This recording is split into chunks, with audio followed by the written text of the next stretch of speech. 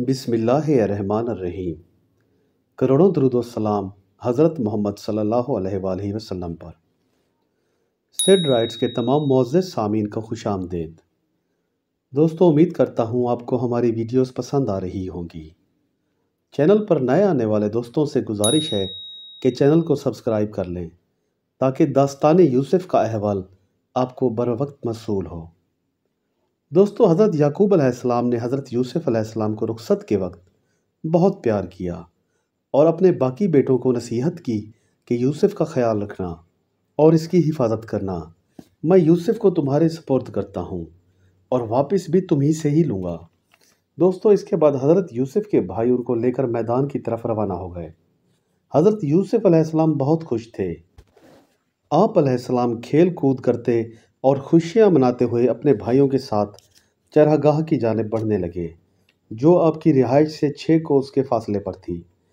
जब ये तमाम लोग सफ़र करके चरागाह पहुँचे तो सब भाइयों ने हज़रत यूसुफ़ अलैहिस्सलाम को पकड़ लिया और उन पर जुल्म व ज़्यादती करने लगे। उन्होंने हज़रत यूसुफ़ अलैहिस्सलाम पर दस्त दराज़ी की और तमाचे मारना शुरू कर दिए। हज़रत यूसुफ़ अलैहिस्सलाम ने अपने भाइयों से फरियाद व ज़ारी करना शुरू कर दी और बोले, ऐ मेरे भाइयों, मैंने ऐसा कौन सा गुनाह किया है जिसकी सज़ा मुझे देते हो और इतना जुल्म मुझ पे करते हो? क्या मेरे बाप ने तुम्हें मुझको ना सौंपा है? क्या तुम लोग मेरे भाई नहीं हो? तुम लोग अपने बाप की वसीयतें और नेमतें ना भूलो और मेरी बेमादरी पर रहम करो। दोस्तों, हज़रत यूसुफ़ ने हर चंद अपने भाइयों को समझाने की कोशिश की, लेकिन उन्होंने ना माना और आप पर बराबर जुल्म करते रहे और मारते रहे। फिर वो सब लोग कहने लगे कि तूने ये बात झूठ बनाकर बाबा से कही है कि मैंने ख्वाब देखा है कि आफ़ताब, महताब और 11 सितारों ने आकर मुझे सजदा किया है। शायद तेरी आरज़ू भी यही है कि हम सब लोग तेरे ज़ेरे हुक्म रहें और तू बाबा का मंजूर नज़र रहे। लेकिन अब तो तेरी मौत आ चुकी है। देखो, इस जगह तो कोई भी ऐसा नहीं जो तुम्हारी पुश्त पनाही कर सके या तुम्हें हमसे बचा सके। दोस्तों, हज़रत यूसुफ़ अलैहिस्सलाम ने जब अपने भाइयों के मुंह से ये बातें सुनी तो अपने बड़े भाई यहूदा के पास भागे और कहा कि ऐ मेरे भाई, ये लोग तो मुझे मारने पे तुले हैं। यहूदा ने यह बात सुनकर बाकी भाइयों को समझाया और मना किया और कहा कि तुम लोग अपने अहद पर कायम रहो और यूसुफ़ को मत मारो। इस पर वो सब कहने लगे कि इसको किसी गुमनाम कुएं में डाल दो, और तमाम भाइयों ने आपको पकड़कर कुएं के करीब ले जाने लगे। उन्होंने हज़रत यूसुफ़ अलैहिस्सलाम के कपड़े उतार लिए और उन्हें कुएं के डोल पर बिठा दिया। जब वो आपको कुएं में उतारने लगे तो हज़रत यूसुफ़ अलैहिस्सलाम ज़ारो ज़ार रो रहे थे। उन ज़ालिमों ने आप पे तरस न खाया। दोस्तों, हज़रत यूसुफ़ अलैहिस्सलाम ने बहुत आहोज़ारी की और कहा कि आज ऐसा कोई नहीं कि वो मेरे ज़ईफ़ बाप को मेरी खबर पहुंचा दे और वो आकर देखें कि इन ज़ालिमों ने मेरे साथ क्या सलूक किया है और मुझे बेगुनाह को इस कुएं में गिरा दिया है और इनको ज़रा भी तरस ना आया। दोस्तों, जब वो लोग हज़रत यूसुफ़ अलैहिस्सलाम को कुएं में गिरा रहे थे तो आपके दूसरे बड़े भाई शमून ने रस्सी काट दी और उसका दिली इरादा यही था कि आप कुएं में गिरकर मर जाएं। लेकिन बाहुक्म खुदा हज़रत जिब्राईल अलैहिस्सलाम फ़ौरन वहां पहुंचे और हज़रत यूसुफ़ अलैहिस्सलाम को थाम लिया और कुएं में मौजूद एक बड़े पत्थर पर बिठा दिया। हज़रत यूसुफ़ को पानी के अंदर न गिरने दिया और ना ही आपको कोई ज़रर पहुंचा। दोस्तों, मुहक्किकीन ने इस बात पर इख्तलाफ किया है कि हज़रत यूसुफ़ कई दिन तक कुएं में रहे और बाज़ों ने कहा है कि सिर्फ़ 1 दिन और 1 रात तक कुएं में रहे। दोस्तों, जब भाइयों ने आपको कुएं में गिरा दिया तो उनको यकीन हो गया कि यूसुफ़ अब तक मर चुके होंगे। वो एक दूसरे से कहने लगे कि अब हम लोगों को तौबा करनी चाहिए ताकि खुदा हमारी इस हरकत पर हमें माफ़ कर दे और अब हम दिन रात अपने वालिद की खिदमत किया करेंगे ताकि हमारे वालिद हमसे राज़ी हों और खुश रहें। दोस्तों, इधर हज़रत यूसुफ़ अलैहिस्सलाम कुएं में बैठे रोते रहे और निढाल हो गए। हज़रत जिब्राईल अलैहिस्सलाम आपके पास आए और हज़रत यूसुफ़ से कहने लगे कि ऐ यूसुफ़, खुदा फरमाता है कि अब तुम कुछ अंदेशा मत करो, बल्कि तुमको अपने भाइयों के जुल्म से निजात मिल गई है और खुदावंद कदूस ने तुम्हें बहुत ही बरगुज़ीदा किया है।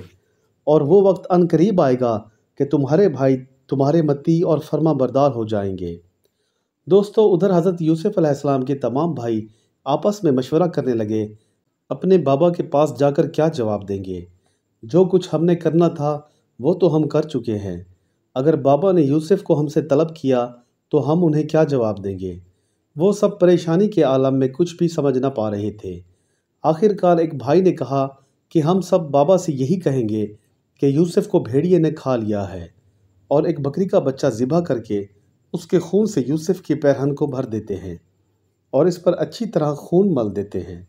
दोस्तों, उन लोगों ने ऐसा ही किया और एक बकरी को बेगुनाह और बिना किसी मकसद के ज़िबा कर डाला और उसका खून हज़रत यूसुफ अलैहिस्सलाम के पैरहन पर लगाकर हज़रत याकूब अलैहिस्सलाम के सामने ले जा रखा, जैसा कि अल्लाह ताला ने कुरान पाक में इरशाद फरमाया है।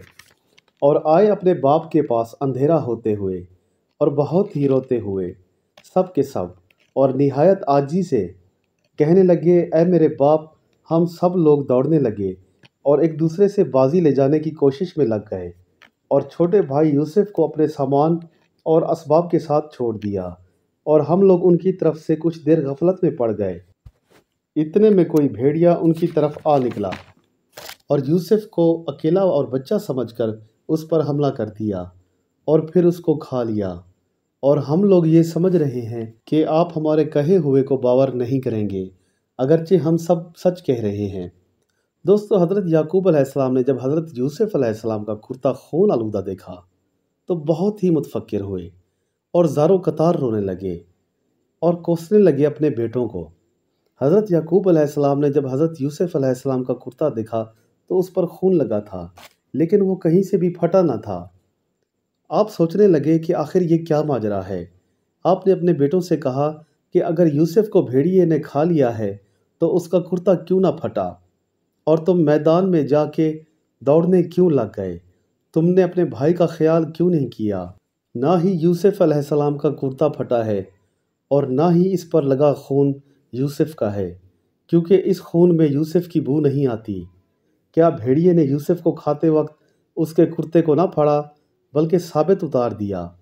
तुम्हारा लाया हुआ ये कुर्ता तो कुछ और ही कहानी बयान कर रहा है। शायद वो भेड़िया यूसुफ से ज़्यादा तुम पर मेहरबान होगा, क्योंकि उसने यूसुफ को तो खा लिया मगर उसका कुर्ता सही सलामत तुम लोगों को दे दिया है। दोस्तों, जब हज़रत यूसुफ के भाइयों ने ये बात सुनी तो निहायत ही शर्मिंदा हुए और यूसुफ को ढूंढने के बहाने वहाँ से चले गए और कहीं से एक भेड़िए को पकड़कर उसके मुंह पर खून लगाकर फिर हज़रत याकूब अलैहिस्सलाम के पास ले आए। दोस्तों, हज़रत याकूब अलैहिस्सलाम जो कि पैगंबर खुदा थे, अल्लाह के हुक्म से भेड़िए को पकड़ा और कहा कि तूने मेरे फर्जंद, मेरे जिगर के टुकड़े यूसुफ को खा लिया है और तुझे ज़रा भी उसके नाजुक बदन पर रहम ना आया और ना ही तुझको मेरी ज़ईफ़ी पर अफसोस हुआ। दोस्तों, इस पर वो भेड़िया अल्लाह के हुक्म से बोल उठा और कहा कि या रसूल अल्लाह, मुझे कसम है तमाम जहानों के रब की, मैंने तुम्हारे यूसुफ को नहीं खाया, क्योंकि गोश्त पोस्त अंबिया कराम का हम पर हराम है, और ए हज़रत, मैं तो खुद एक बहुत बड़ी बला और रंज में मुब्तला हूँ। दोस्तों, ये मौजज़ा हज़रत याकूब अलैहिस्सलाम पर ज़ाहिर हुआ कि भेड़िए ने आपसे बात की। वो भेड़िया हज़रत याकूब अलैहिस्सलाम से बोला कि ए नबीउल्लाह, मेरा एक भाई था जो चंद रोज़ हुए मुझसे बिछड़ गया और कहीं निकल गया है। मैं तो उसकी तलाश के वास्ते निकला हूँ और 3 दिन से बिना कुछ खाए पिए भूखा प्यासा दौड़ता हूँ। शब गुज़िश्ता को इस सहरा में आ पहुँचा हूँ। आज अलल सुबह आपके साहबजादों ने मुझे पकड़कर मेरे मुंह में बकरी का लहू लगाकर बेगुनाह आपके हजूर पेश कर दिया।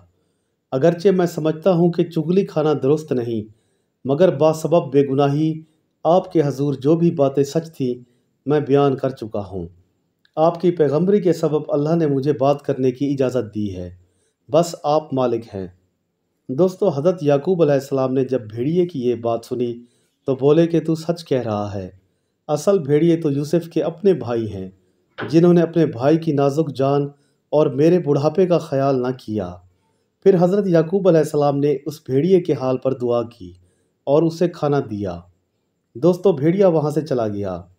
हज़रत याकूब ने अपने बेटों से कहा कि तुम लोगों ने कोई भी बात मुझे सच ना बताई और तुम्हारे दिल इस बात के गवाह हैं कि तुम झूठ बोल रहे हो।